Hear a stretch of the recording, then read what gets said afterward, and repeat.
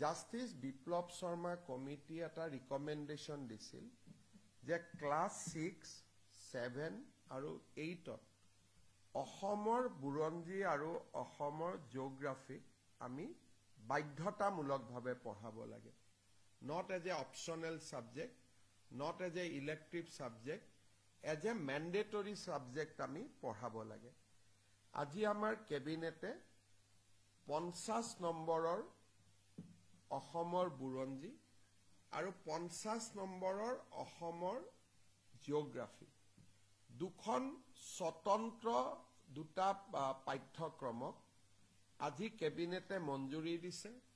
6, 7 আৰু 8 ষ্টুডেণ্টে অসমৰ বুৰঞ্জী আৰু অসমৰ ভূগোল বাধ্যতামূলকভাৱে পঢ়িব লাগিব।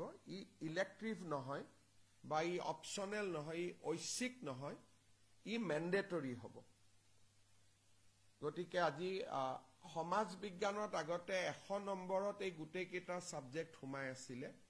এতিয়া আমি সমাজ বিজ্ঞানটো পৃথক কৰি দিলোঁ, ভূগোলটো পৃথক কৰি দিলোঁ, বুৰঞ্জীটোও পৃথক কৰি দিলোঁ। এতিয়া এজন ষ্টুডেণ্টে 6, 7, 8 সমাজ বিজ্ঞানৰো 50 নম্বৰ পঢ়িব লাগিব, ভূগোলৰো 50 নম্বৰ পঢ়িব লাগিব, 50 নম্বৰ বুৰঞ্জী পঢ়িব লাগিব।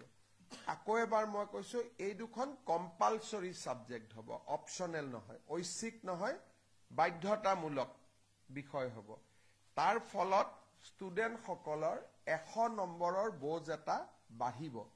কিন্তু আমি ভাবিছোঁ যে এই 100 নম্বৰৰ বোজ এটা বাঢ়িলেও ই অসমৰ ছাত্ৰ ছাত্ৰীক অসমৰ ভূগোল বুৰঞ্জীৰ বিষয়ে জ্ঞান দিব আৰু ভৱিষ্যতলৈ এজন সুস্থ সবল নাগৰিক হোৱাত তেওঁলোকক সহায় কৰিব। আজি কেবিনেটত এই গুৰুত্বপূৰ্ণ সিদ্ধান্তটো অনুমোদন কৰা হয় আৰু এই সিদ্ধান্তটি অনুমোদনৰ ফলত জাষ্টিস বিপ্লৱ শৰ্মা কমিটিৰ আৰু এটা অনুমোদন কেবিনেটে ৰূপায়ণ কৰিব পাৰিলে। আৰু ৰূপায়ণৰ প্ৰক্ৰিয়া অনাগত দিনতো এনেকুৱা ছাবজেক্ট কেইবাটাও আছে, আগলৈকেও চলি থাকিব। আপোনালোকৰ যদি কিবা সুধিবলগীয়া আছে সুধিব পাৰে।